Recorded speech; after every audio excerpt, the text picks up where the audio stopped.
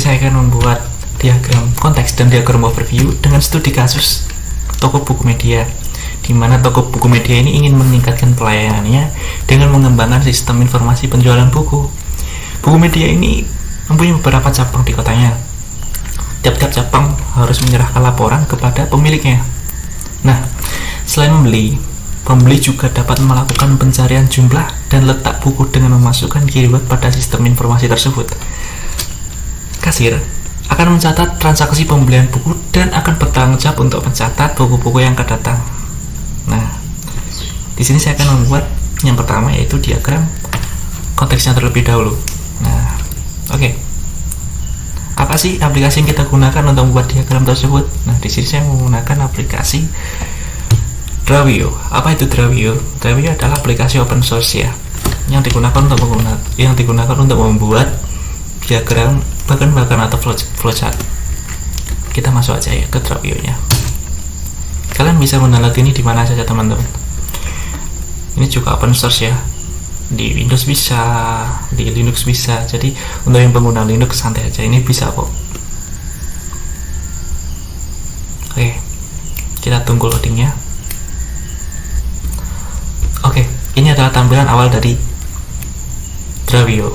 Nah, kita klik new diagram untuk membuat project ya teman-teman. Tak lupa kita memberikan file name-nya. Kita berikan file name-nya yaitu sistem informasi penjualan buku. Oke. Nah, di sini ada beberapa extension teman-teman. Ada sekitar 5 extension. Nah, di sini yang biasanya yang umum digunakan adalah PNG dan SVG. Ya, ada file-file seperti .html, .xml, dan .xml-nya punyanya Drawio. Maksudnya .drawio. Oke. Selanjutnya kita klik create. Oke, klik create. Nah, ini adalah halaman setelah kita membuat projectnya ya teman-teman. Ini adalah projectnya sebenarnya. Di dalamnya ini ada grid untuk membantu kalian untuk merapikan tampilan flowchart atau bahkan kalian atau diagram-diagram kalian nantinya. Saya rasa itu mudah digunakan namanya. Oke. Nah, ini karena diagram konteks ya. Dia itu sifatnya global gitu. Sesuai namanya, diagram konteks adalah gambaran yang menggambarkan seluruh alur dalam proses tersebut. Jadi di sini aturannya proses itu harus satu aja. Kalau di sini prosesnya harus satu. Kalau di diagram konteks begitu teman-teman. Nah, kita gambarkan biasanya kalau proses di sini itu gambarnya itu bulat teman-teman, bulat sempurna atau lingkaran lah ya. Oke, kita buat. Oke, setelah kita ambil sini, kita tinggal klik and drop aja teman-teman sebenarnya. Nah, setelah kalian klik and drop, jangan lupa kasih nama atau labelnya ini ya, terserah namanya apa. Sistem informasi penjualan buku ya. Kayaknya ini kurang besar. Gimana kalau kita resize dari ukuran shape-nya ini, shape-nya. Kita klik sini, kita resize segini ya, cukup menurut saya ini. Kita taruh di sini lah, di tengah-tengah mungkin, sini tengah-tengah itu. Oke. Setelah itu kita membutuhkan namanya external entity. Nah, kita lihat kembali lagi pada studi kasusnya teman-teman. Oke, untuk studi kasusnya di sini ada beberapa external entities. Kita baca ya. Mempunyai beberapa cabang. Pada cabang ini kan external entity. Lalu selanjutnya ada pemilik. Nah, pemilik ini juga external entity teman-teman. Lalu yang ketiga adalah pembeli dan yang terakhir adalah kasir. Nah, apa sih itu external entity? External entity adalah entitas yang berada di luar sistem tersebut. Jadi sebenarnya ini ada sekitar 4 ini teman-teman. Kita kembali lagi ke diagramnya tadi. Nah, tadi kan ada 4 entitas. Entitas biasanya dilambangkan dengan persegi panjang. Nah, kita buat persegi panjangnya di sini sekitar 4 ya. Oke, kita resize agak besaran lah. Ini ya. Kita Ctrl C, Ctrl V untuk mengcopy karena tadi ada 4 entitas ya. Oke, kita taruh sini. Oke, sini ya, ke kanan. Nah, kita copy lagi, Ctrl V lagi, kita taruh sini, Ctrl V lagi, kalian taruh sini.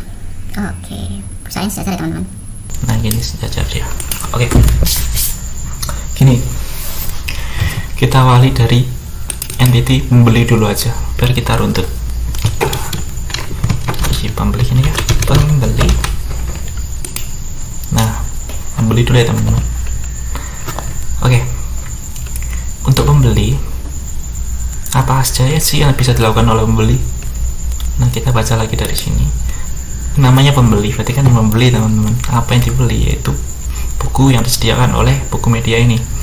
Selanjutnya dia juga bisa melakukan pencarian jumlah buku, pencarian jumlah dan letak buku dengan memasukkan keyword. Berarti dia di sini, mana di sini?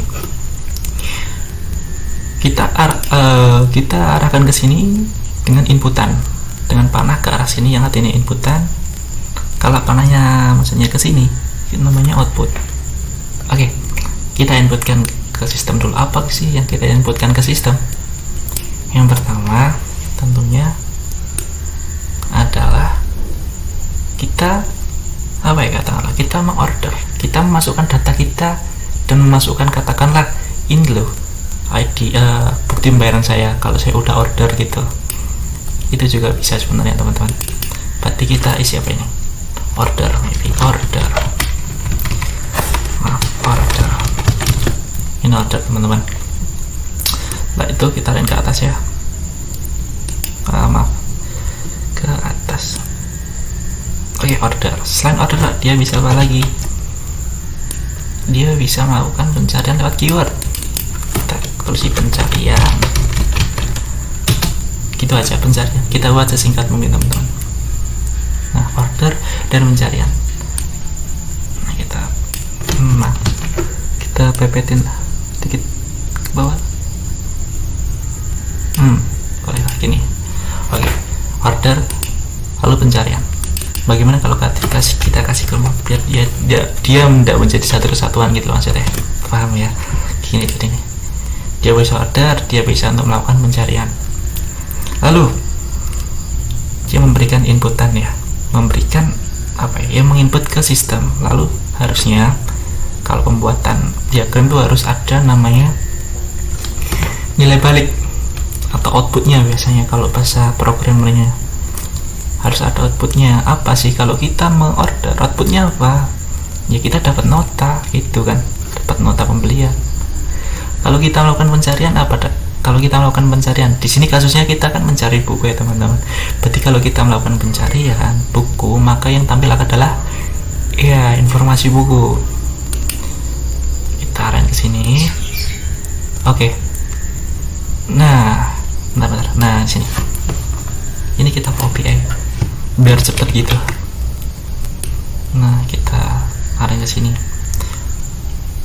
Nah, apa ya kembaliannya? Kalau kita order kembaliannya apa? Bisa invoice, bisa nota sih sebenarnya. Kalau invoice itu lebih ketagihan, kalau nota itu kalau kita udah bayar itu mungkin kita kasih nota aja. Lalu selanjutnya apa? Selanjutnya setelah kita melakukan pencarian, apa yang didapatkan? Yaitu nilai balik teman-teman. Nilai baliknya berupa informasi buku. Ini jangan lupa ini dikasih gimana ya, di satu lainin gitu loh. Nah gini loh maksudnya, satu naik ke sini biar dia satu kata gitu. Nah maksudnya satu baris gitu. Ini kita bisa pakai koma lah biar dia tidak disangka satu kesatuan gitu. Oke, nice. Oke, itu untuk si pembeli. Oke teman-teman, lalu kita akan lanjut ke entity yang kedua, yaitu berupa apa? Kita buat dia itu kasir ya. Oke, kita kasih nama entity-nya adalah kasir. Kasir bisa apa aja sih? Nah, kita lihat lagi di studi kasusnya. Kasir di sini yaitu mencatat transaksi pembelian buku pada sistem, lalu juga bertanggung jawab untuk mencatat buku-buku yang baru datang. Jadi gimana? Jadi apa? Nah, dia berarti kan juga menginput laporan, maaf, berarti dia kan juga menginput transaksi, lalu dia juga menginput buku-buku yang baru datang. Nah, gimana kalau nginput? Kalau nginput kan kita pakai tanda yang ini teman-teman ya. Yang apa, kita pakai tanda yang itu lagi. Jadi dari kasir ke sini ke sistem. Nah, ini kan jelek teman-teman ya. Taruh sampingnya lah. Nah, gini teman-teman. Kasir ngapain? Kasir di sini menginput, tadi masukkan transaksi, input transaksi. Nah, ini juga bisa input atau mencatat, apa ya, mencatat gitu aja teman-teman ya, mencatat.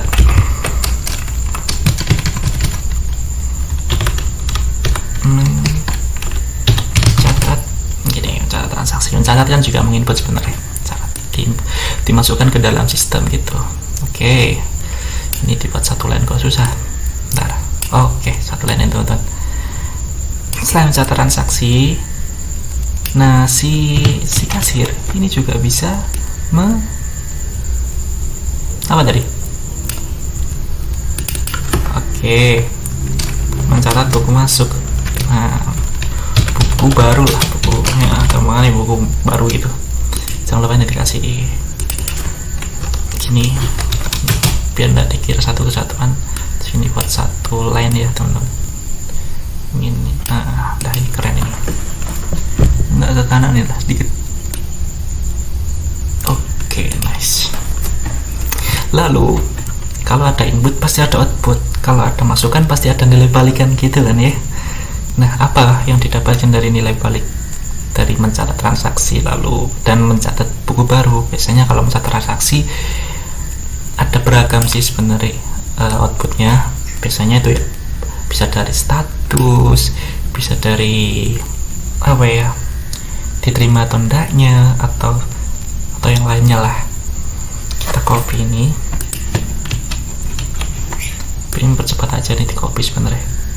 Kalau mencatat buku baru, mencatat transaksi apa inputannya, outputnya? Gimana kalau kita buat kayak status transaksi atau info transaksi ya, info transaksi aja lah ya, info transaksi. Lalu yang kedua itu apa teman-teman? Kalau mencatat buku baru, lama ini di copy. Kalau mencatat buku baru biasanya akan muncul apa ya, muncul info bukunya mungkin ya, info buku terbaru, atau bisa juga dibuat status gitu, status buku terbaru, status bukunya, status bisa diterima atau enggak gitu, atau informasi tentang bukunya. Jadi buku yang awalnya stoknya katakanlah 5, kalau ada buku baru yang sama harus 10 misalnya, berarti kan jadi 15 gitu kan, juga bisa sebenarnya. Atau berikan info buku terbaru gitu, nggak apa-apa. Oke, selanjutnya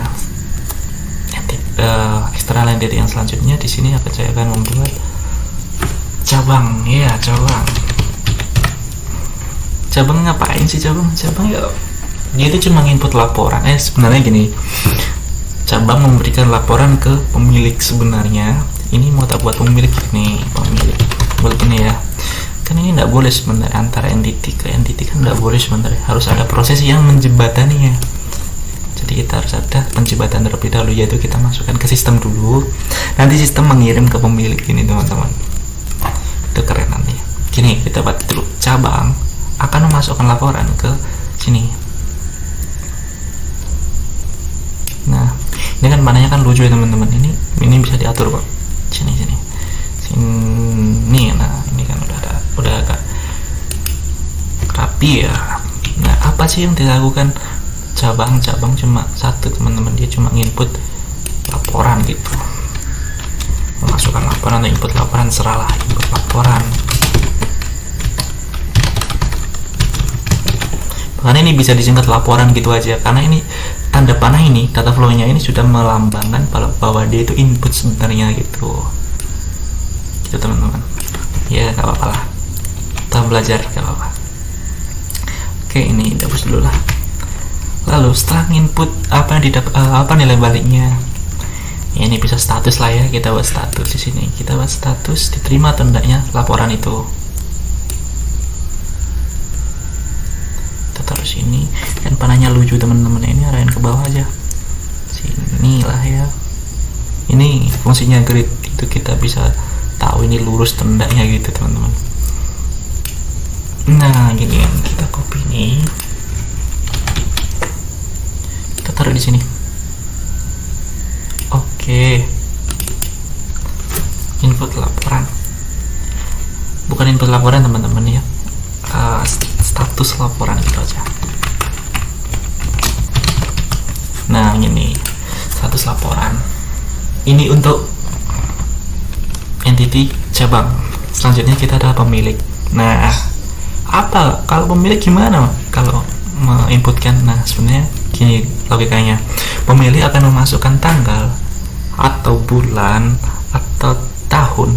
Katakanlah dia ingin mengquery atau ingin mencetak dengan tanggal sekian, berarti kan itu juga termasuk inputan kan. Gini maksudnya, kita akan buat warna terlebih dahulu. Pemilik ke sistem. Oke, nice. Ini taruh sini. Ini kan bisa diarahin ke bawah teman-teman. Kenapa? Oh salah, kita salah teman-teman. Kita ulangi ya. Pemilik input ke sini, tapi ke panah yang ke bawah sini. Nah ini kan bisa ditarik ke sini. Nah gini. Nah ini kita pakai apa ya? Kita copy dulu ini biar tagnya keren gitu.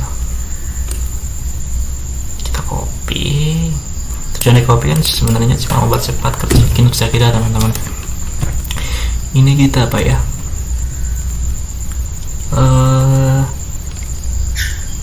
Cetak, bukan cetak ya. Apa ya? Kita mau query. Query itu katakanlah berarti gini aja, tanggal atau bulan gini aja, atau tahun bahkan. Ini masukkan ingin mencetak dengan tanggal, bulan atau tahun yang diinginkan oleh pemilik. Lalu sistem akan memberikan dia berupa output atau nilai balik, yaitu apa ya, cetakannya kan ya. Dia kan meminta ya, sistem ya ngasih langsung. Pemilik minta ke sistem, sistem akan mengasih dia nilai balik. Apa nilai baliknya? Ya laporannya itu gitu teman-teman. Ini seru ini teman-teman sebenarnya. Nah gini teman-teman ya, kita copy biar enak gitu. Nah kita copy di sini. Oke. Ini berarti berupa laporan atau cetakan laporan gitu juga bisa teman-teman, karena ini sudah menunjukkan bahwa dia itu output. Berarti nggak usah dikasih cetakan, nggak apa-apa. Sebenarnya ini input juga nggak perlu sebenarnya, karena ini sudah melambangkan kalau dia itu menginput ke sebuah sistem. Oke teman-teman, untuk diagram konteksnya di sini kita sudah selesai. Bisa dipahami terlebih dahulu atau di screenshot atau kita putar mundur, nggak apa-apa. Oke, untuk selanjutnya kita akan membahas tentang diagram overview.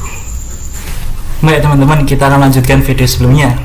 Sebelumnya kita akan membuat diagram konteks ya. Sekarang kita akan melanjutkan pembuatan diagram overview, di mana di diagram overview ini akan menjelaskan secara rinci bagaimana proses dari diagram konteks secara rinci, menjelaskan dari diagram konteks gitulah.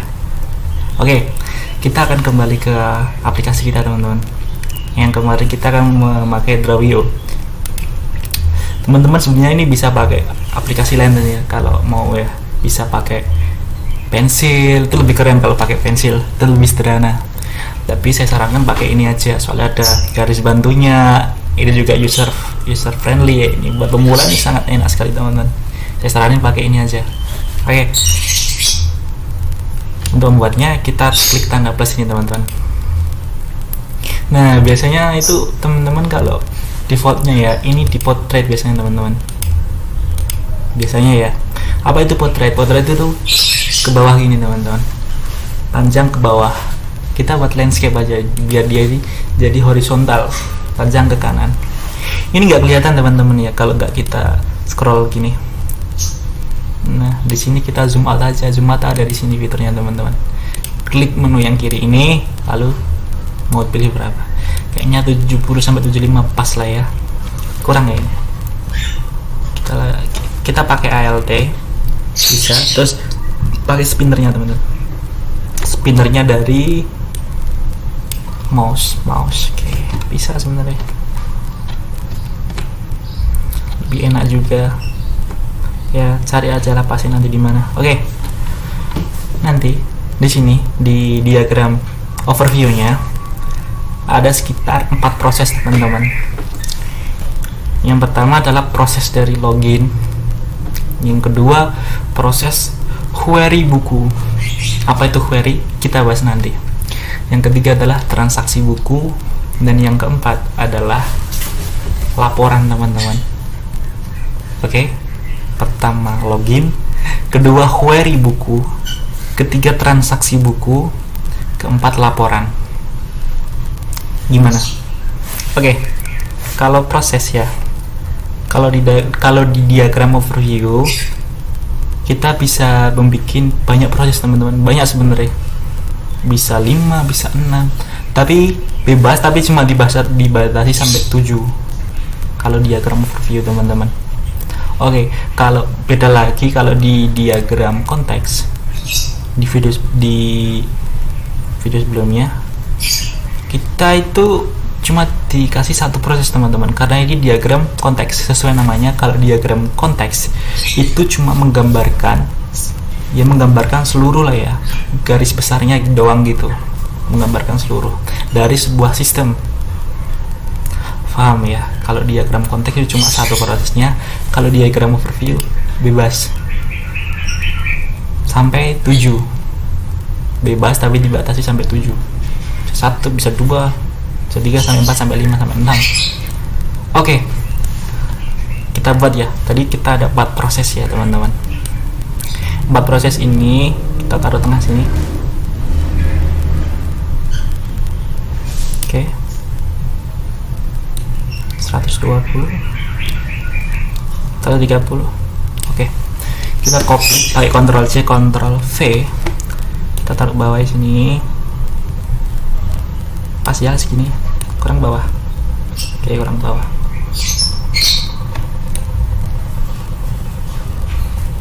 Oke, Ctrl C, Ctrl V. Taruh bawah teman-teman. Ini nanti kira-kira sendiri gimana pasnya gitu teman-teman ya. Ctrl C, Ctrl V. Nah, kayaknya pas ini. Oke, pas lah ya. Ini agak ke atas sedikit lah. Ya, ginilah. Ada sekitar 4 proses teman-teman. Oke. Kita awali dari pembeli dulu teman-teman. Kita awali dari pembeli. Oke. Kita akan memasukkan entity yang pertama, yaitu pembeli. Kita taruh sini. Besarin lah ya, 2 kali 4 mungkin, maksudnya 2 kali 4 dari gridnya ini, 2 kali 4 tuh 2, 3, 4. Oke, ini taruh tengah ya teman-teman. Nah pasti ini nih ke tengah ya teman-teman, ada garis biru nih, biar nanti kalau ditarik garis biru di sini, ditarik garis dia tuh bisa lurus gitu. Oke, yang pertama adalah pembeli. Pembeli bisa apa aja sih? Oke, pembeli kita besarin, Ctrl A, lalu ada di sidebar kanan ini teman-teman. Di sidebar kanan ini ada kayak apa ya nih, ada stylenya lah ya, ada dari fontnya, bisa dari backgroundnya. Nah ini bisa kalian klik ini untuk memperbesar fontnya berapa. Sini saya pakai 18, kita pakai bold tidak apa-apa lah ya, biar kelihatan nanti gimana nanti alurnya. Lalu pembeli akan melakukan login terlebih dahulu. Berarti proses yang ini namanya login. Oke, jangan lupa di sini juga ada penomboran teman-teman. Login, Ctrl A. bold dulu, terus kita kasih berapa, 18 lah ya, sama lah ya, 18 pixel. Maksudnya 18 pt. Oke. Setelah itu kita tarik garis di sini teman-teman. Apa artinya garis? Maksudnya ini ketika login dia itu input apa aja sih? Dia ke sistem itu namanya input teman-teman. Ya kan? Ini sebenarnya dia menginput apa, kalau login apa yang dia input biasanya. Kalau login itu memasukkan username sama password ya teman-teman. Gimana kalau di sini kita bedain, kalau kita itu memasukkan ID sama password. Boleh lah ya. Di bagian sidebar kiri ada menu general, ini tarik aja di sini. Drag and drop. Kasih nama katakanlah ID, password. Kita besarin. Ukurannya berapa? 15. Pas lah ya. Ini kita buat satu line dulu. Buat satu line, tarik ke kiri, satunya tarik ke kanan. Oke, ini namanya satu line teman-teman. Nah, ketika login, ketika memasukkan ID dan password ke sistem login, sistem akan mengembalikan nilai berupa data login teman-teman. Biasanya kalau kita login dalam sebuah sistem atau aplikasi, kita kan login dengan masukkan username atau ID dan password kan. Setelah login kita dapat apa? Ya data dari login kita kan. Nah gitu teman-teman logikanya. Setelah login kita akan mendapatkan data kita teman-teman. Kita taruh di sinilah. Bawah sini kita taruh titik hijaunya di mana ini. Nah ini kan nggak rapi teman-teman ya. Ini sebenarnya kalian tinggal klik dan tarik ke sini dalam keadaan diklik ya teman-teman. Nah ini juga boleh. Atau dari sini ke sini boleh teman-teman. Tapi nanti itulah kita terapkan di proses kedua ya teman-teman. Ini udah benar. Oke, kita klik ini.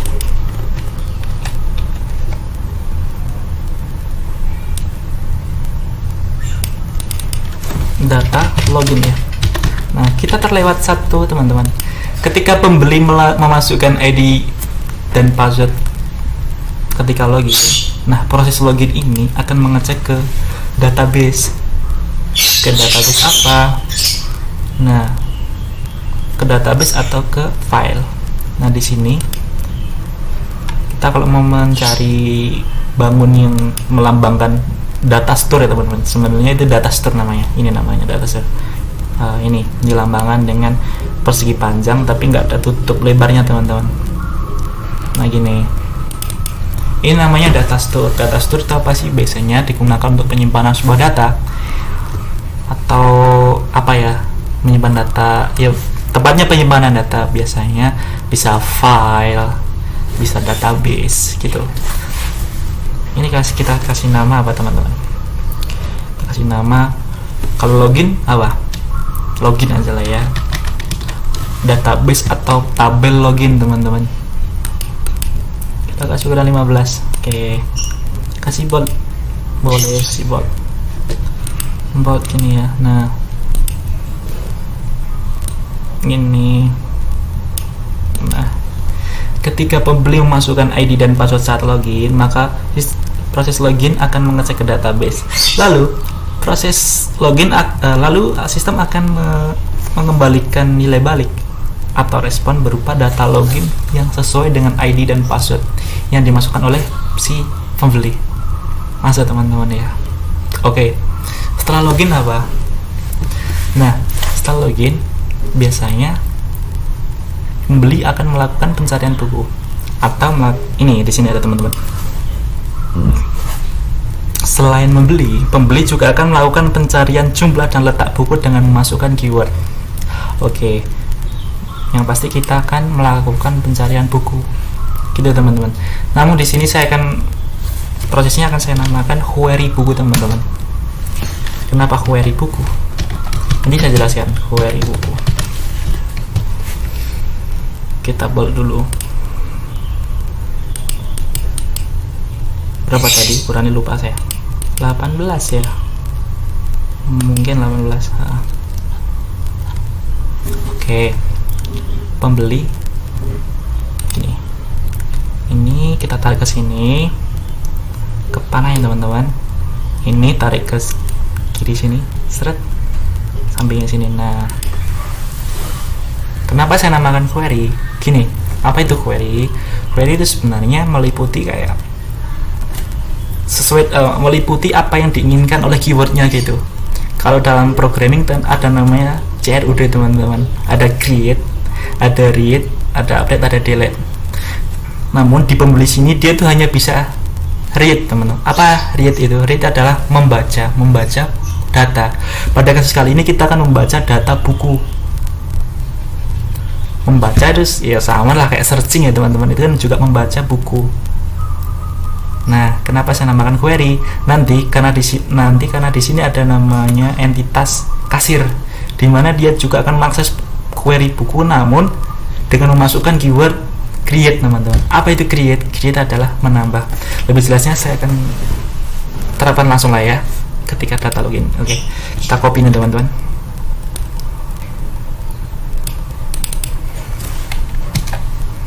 Nah, di sini kan ada tulisannya teman-teman ya. Pembeli juga dapat melakukan pencarian jumlah dan letak buku dengan memasukkan keyword. Berarti dia ke sistemnya yaitu dengan memasukkan keyword ini kan teman-teman. Nah, keywordnya itu bisa bermacam-macam sih. Bisa mencari buku gitu, mencari tata letaknya, mencari jumlahnya, itu kita namakan keyword gitu. Nah, ini udah benar nggak usah dibuat lah, biasa ini. Oke, dengan memasukkan keywordnya apa, yaitu read, membaca, atau searching gitu kan. Nah, lalu proses buku akan mengecek ke database buku atau tabel buku lah ya. Nanti kalau udah terjun ke dunia programming namanya tabel buku. Oke, pastikan lurus teman-teman. Ini ganti dulu, ini buku ya.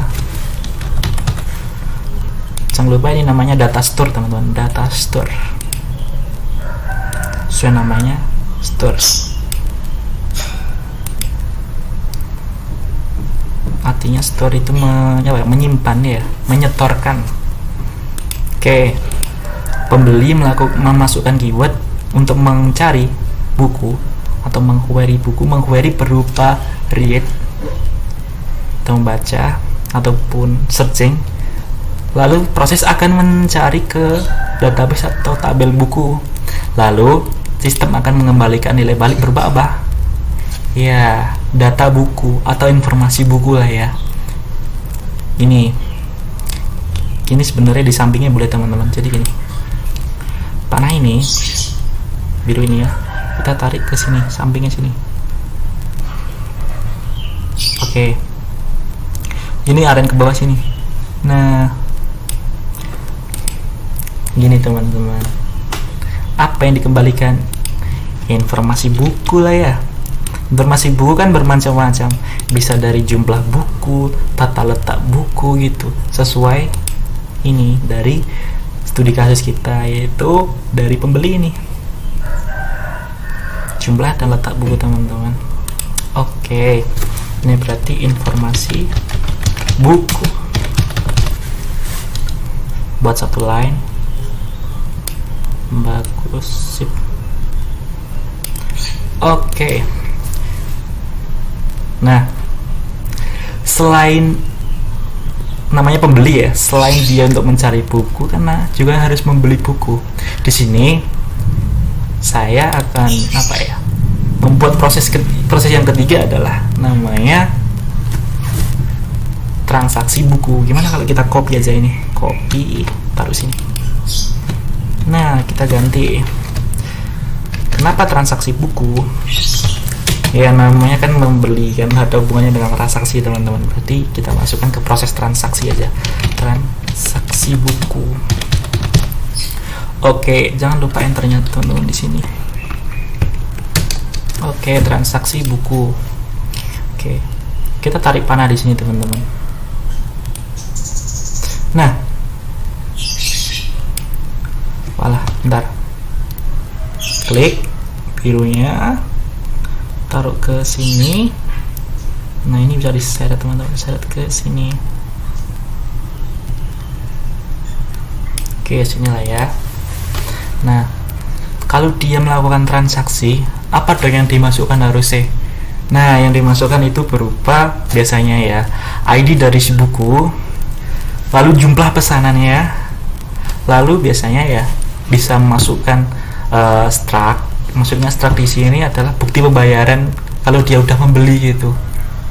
Katakanlah di online shop yang biasa-biasa itu biasanya dengan sistem mengupload struct-nya. Beda lagi kalau seperti online shop yang udah terkenal kayak Shopee, Tokopedia, atau yang lain-lain, itu biasanya menggunakan metode pembayaran dengan sistem payment gateway. Apa itu payment gateway?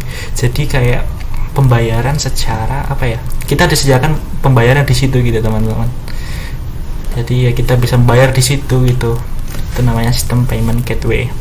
Oke, lanjut ke selanjutnya.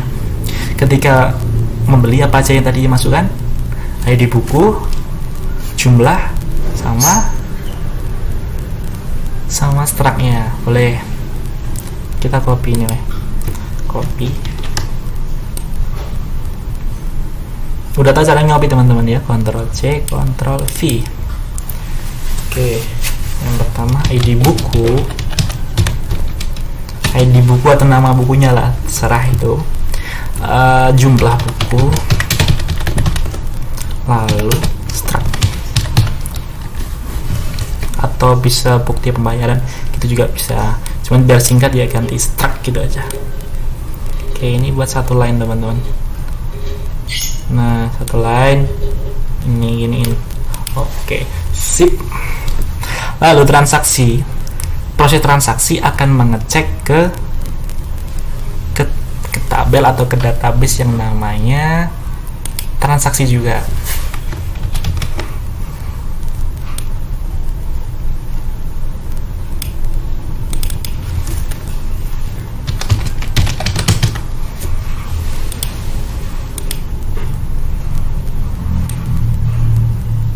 Oke, gini teman-teman.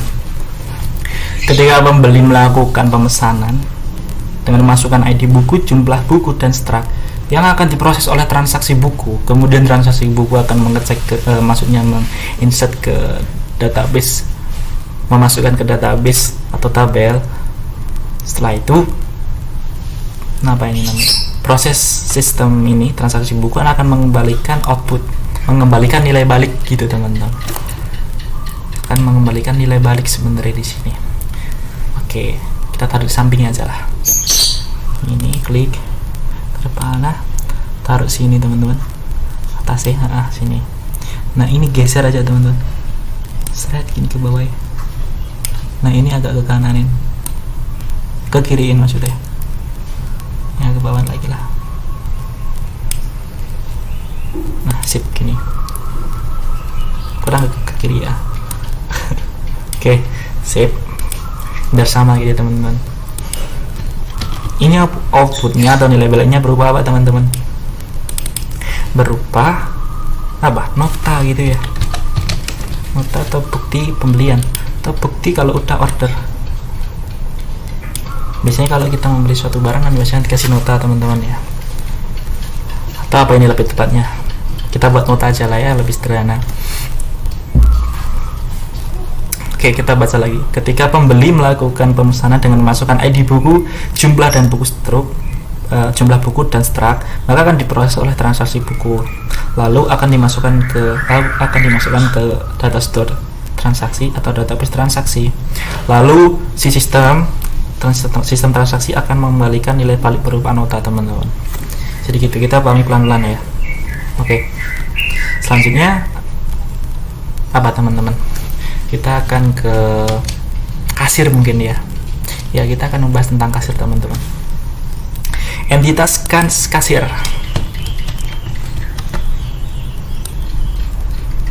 Nah,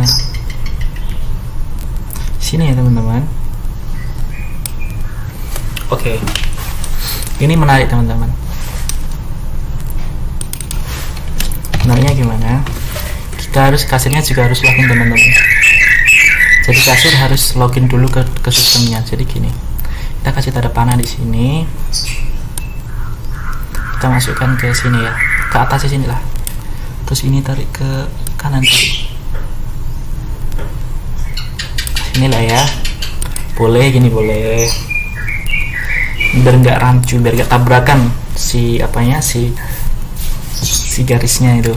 Oke, sama kayak pembeli, dia ketika login masukkan apa teman-teman? Iya, ID dan passwordnya. Nah, kasir akan melakukan login dengan memasukkan ID dan passwordnya, lalu akan diproses oleh sistem login, lalu sistem login akan ke database login teman-teman, atau data store login. Jika dicek dia adalah kasir, maka loginnya adalah kasir. Sama halnya pembeli, kalau dia dicek adalah levelnya adalah pembeli, tahu levelnya maksudnya hak aksesnya, bukan.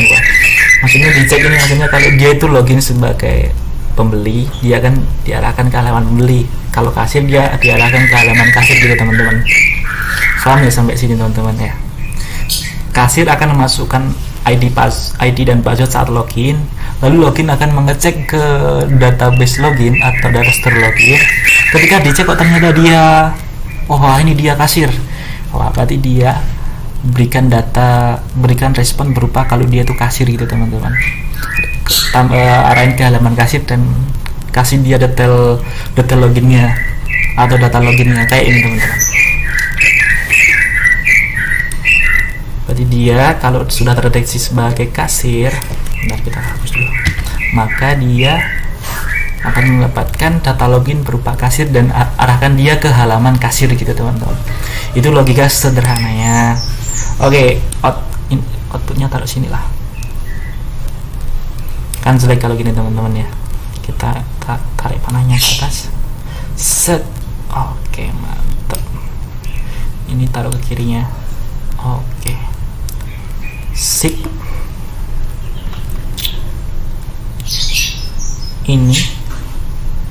Ini kalau bisa dipepetin teman-teman.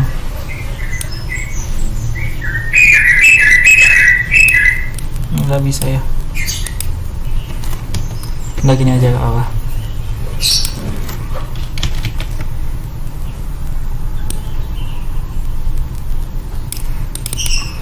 Data login teman-teman ya, apa outputnya, apa respon baliknya dari login, yaitu data login. Nah, setelah login kasir bisa apa? Dua kan tadi, menambah buku sama mencatat transaksi. Benar. Nah, kenapa saya ini buat query buku ya, karena itu saya pengen satu proses ini bisa menerima parameter dari kedua entity ini. Ketika pembeli di sini dia cuma bisa cuma bisa read, membaca atau searching buku gitu. Kalau di sini kasir dia aksesnya lebih berbeda. Dia di sini tuh bisa menambah buku, bahkan bisa mengupdate atau menghapus buku.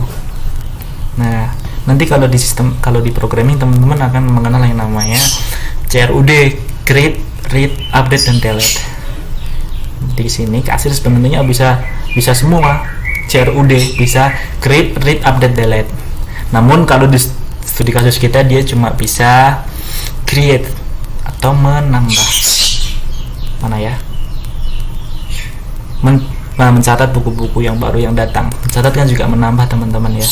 Bentar, kita kesini. Oke, kita lanjut teman-teman. Kasir bisa apa? Bisa gini, dia tuh bisa menambah buku teman-teman. Oke, taruh sini. Ini arahin ke sini. Ini juga bisa. Sip kan? Ini kita copy lah.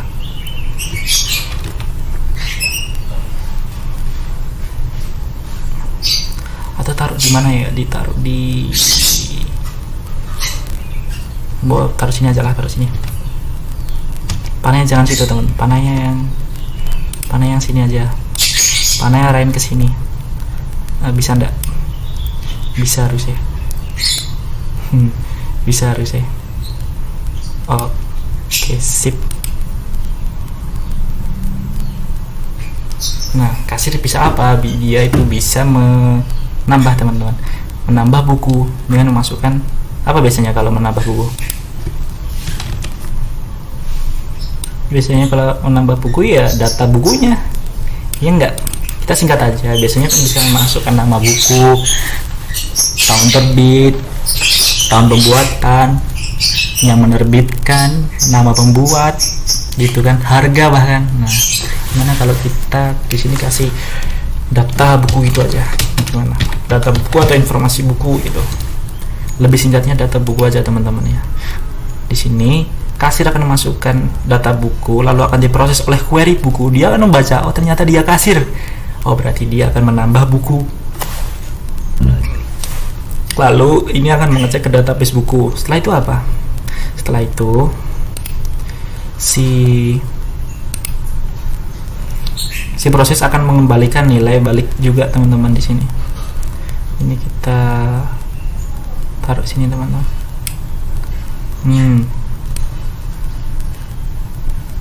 Gini, ininya ke kiri lah ya. Boleh gini, arah kok jelek ini.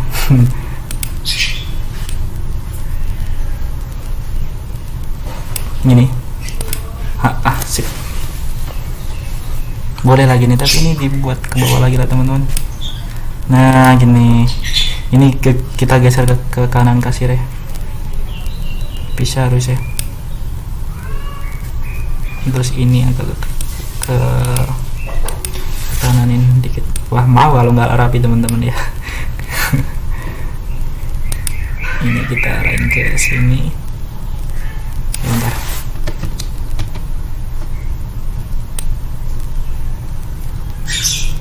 Wah, bukan. Udah kayak tadi aja lah. Oke, gini, udah gini aja. Sip. Jika kasir menambah data buku, lalu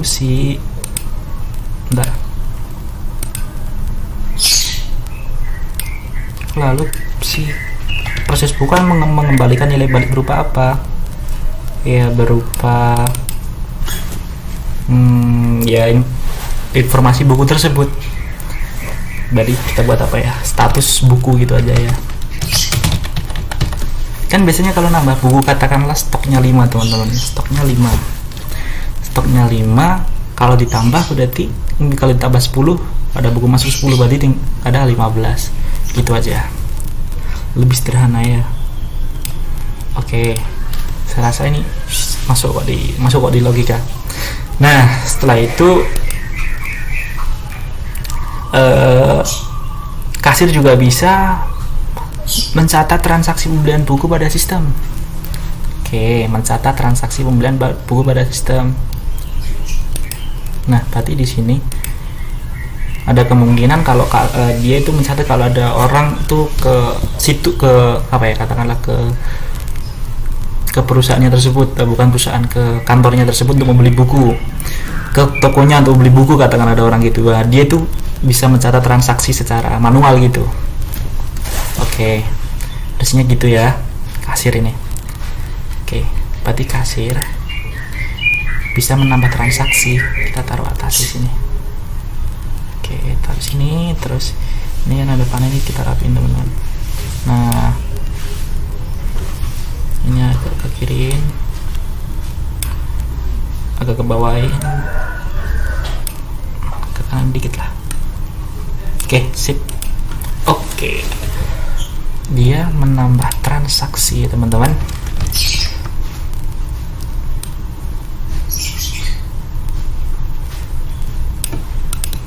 Apa?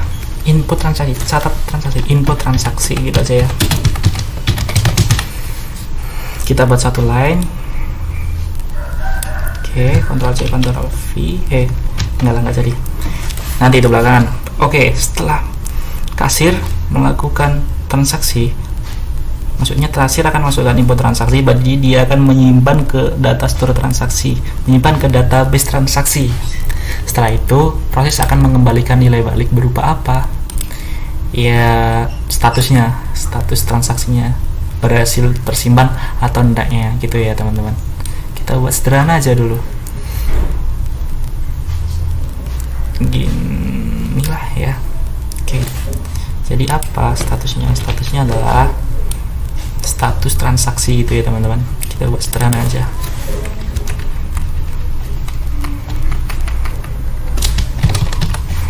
Oke, gini ya. Ini untuk kasir. Jadi kasir udah teman-teman ya, dia bisa menginsert buku dan dia bisa menginsert transaksi atau menambah transaksi. Oke. Selanjutnya adalah entity cabang. Oke, ini cabang agak sederhana sih. Oke, cabang ya teman-teman. Kita copy ini, kita tarik ke bawah. Cabang gini teman-teman ya, kita buat gini, kita samain lah. Oke, cabang gini ya, ini untuk cabang, kita ganti nama cabang.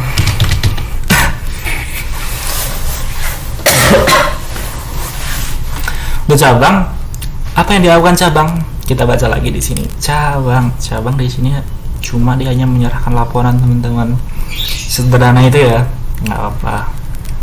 Kalau dikembangin lagi bisa nanti. Oke, untuk cabang adalah menambah laporan. Ini ke atasin sini. Nggak mau ya, kita ke bawain lah. Bawain ini. Biar rapi gitu teman-teman. Oke, nice. Atau kurang ke atas ya? Kurang ke atas. Ya enggak apa-apa lah. Oke, udah cukup lah. Cik. Oke. Di sini prosesnya namanya adalah transaksi, bukan transaksi, laporan. Nah, ini laporan kita aja. Ctrl A, kasih bold, kasih ukuran sekitar 18. Oke, sip ya. Sip teman-teman. Oke, kita enter ini.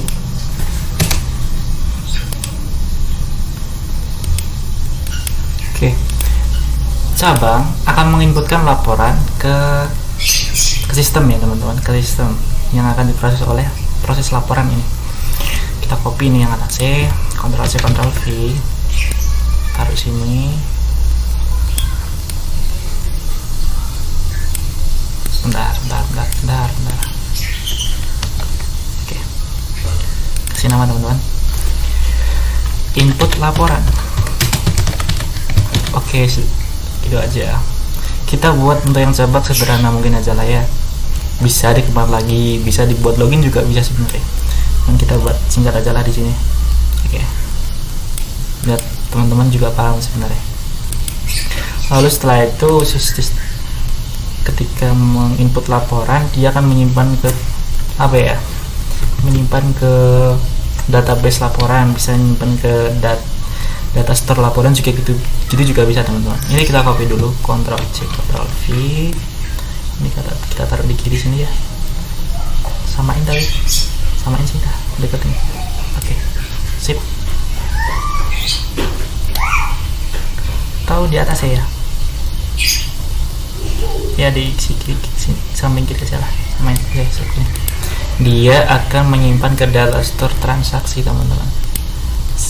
Bukan transaksi, laporan. Ini teman-teman, cabang akan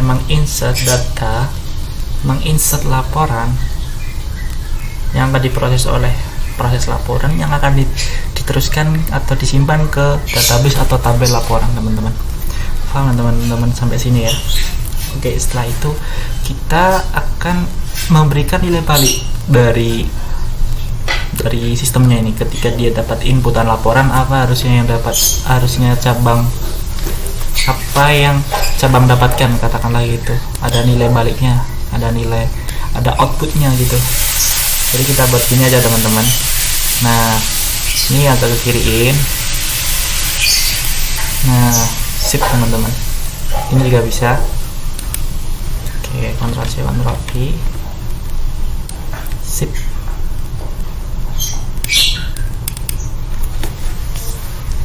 statusnya apa, status laporan gitu, tersimpan ndaknya, diterima ndaknya gitu teman-teman. Kita buat sederhana mungkin aja lah. Oke, setelah itu ada yang namanya pemilik teman-teman ya. Untuk pemilik kita buat sama kayak ini aja. Pemilik dia memasukkan tanggal atau bulan atau tahun untuk meminta cetakan, meminta laporan. Nanti sistem akan memberikan laporan gitu teman. Kita bisa pakai gitu juga bisa. Kita copy ini yang titiknya, coba kontrol taruh sini, taruh mana ya, taruh sini lah ya. Tadi mana ya? Ya taruh sini nggak apa-apa. Ini samain aja lah, taruh kirinya sini biar enak teman-teman. Ini biar pemiliknya dapat tempat lah. Bisa nggak ya? Bisa harusnya. Kita ke kananin ini ya teman-teman. Ini untuk panahnya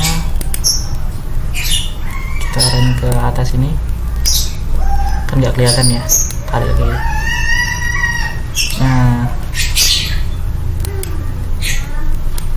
bentar, salah ya teman-teman. Nah gini maksudnya, cuman ini kan lucu ya teman-teman, bisa di bawah ya. Oke bentar.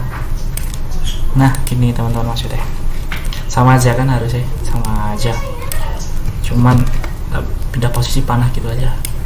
Astagfirullah, ini kesini bro. Oke sip, gini teman-teman.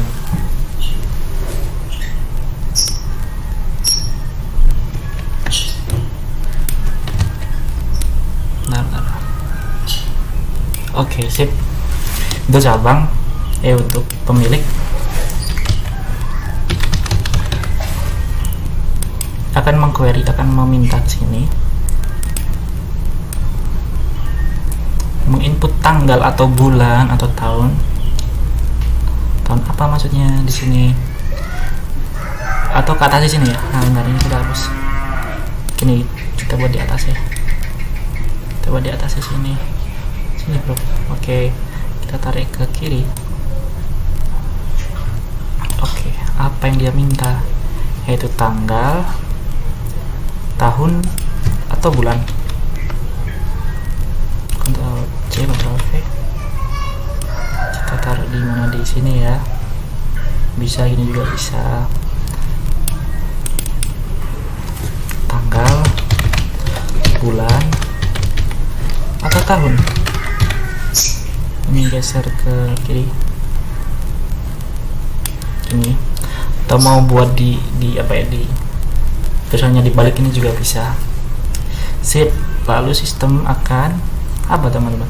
Sistem akan memberikan dia berupa output, berupa nilai balik. Nah nilai baliknya ini apa ya? Laporan. Bisa mulai dari cetakan atau PDF, bahkan PDF atau Excel biasanya gitu kalau umumnya ya. Nah kita copy teman-teman, kita tarik sini. Nah kita buat channel laporan di sini. Nah ini teman-teman, sesederhana ini teman-teman ya. Ini kalau ada kesalahan saya minta maaf, ini ya sama-sama belajar teman-teman. Mungkin kak dari teman-teman mungkin ada yang wah ini kok gini men, ya saya mohon maaf kalau ada yang salah, kalau ada yang salah mungkin bisa di komen nanti. Oke, ini udah benar teman-teman, bisa diperhatiin ya. Dua ini sebenarnya bisa login teman-teman, harusnya bisa login di sini. Bisa dibuat gitu juga bisa, tapi saya buat sederhana aja di sinilah. Oke. Terima kasih. Tapi di sini kita akan menyimpan file teman-teman. Kalau menyimpan file di sini ada file, lalu bukan simpan teman-teman. Ini kalau mau nyimpan projectnya, kalau ini mau kita ekspor. Biasanya kalau ekspor biasanya PNG atau apa terserah, bisa bahkan bisa PDF lah teman-teman di sini. Wah keren ya. Kita PNG ya teman-teman. PNG. Oke. juga ada opsi teman-teman. Di sini ada transparent background, ada pakai shadow. Terus gridnya kalau mau dicetak bisa. Gridnya maksudnya kotak-kotak yang di belakang tadi. Kotak di sini maksudnya pembantu garisnya. Coba kita ekspor.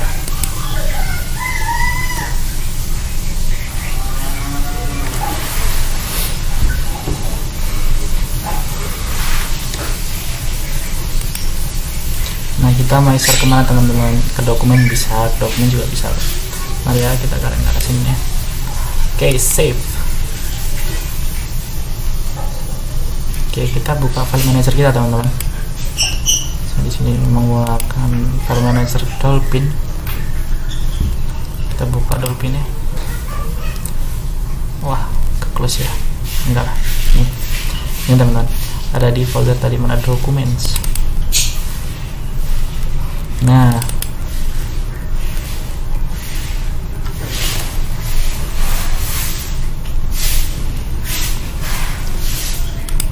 ini teman-teman bentuk fullnya ya teman-teman. Nah, keren juga ya. Wah, keren ini. Kita full screen. Nah, ini teman kalau full screen tampilannya.